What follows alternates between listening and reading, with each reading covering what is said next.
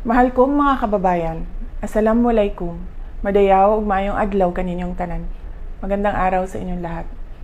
Nakikiramay po ako sa mga pamilya ng mga biktima ng pagsabog ng bomba sa loob ng Mindanao State University sa Marawi City nitong araw ng Linggo.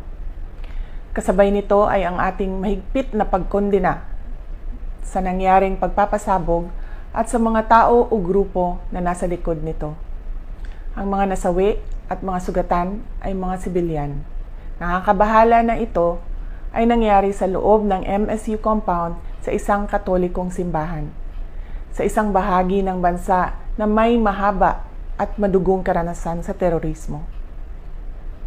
Isa itong gawaing mapangahas, ngunit malinaw rin sa atin na isa itong karuwagan.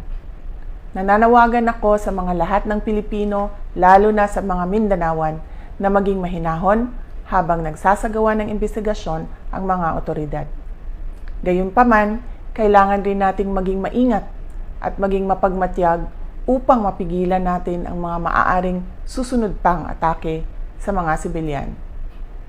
Alalahanin natin ang ating mga tagumpay para itaguyod ang kapayapaan sa Mindanao at sa buong bansa.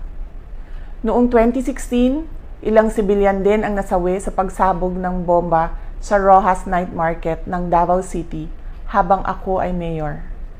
Alam natin ang takot at sakit na dala ng karumal-dumal na gawain ito.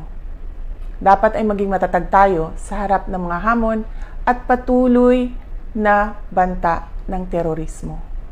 Huwag nating hayaan na magtagumpay ang kasamaan laban sa bayang nagkakaisa para sa kapayapaan. Syukran.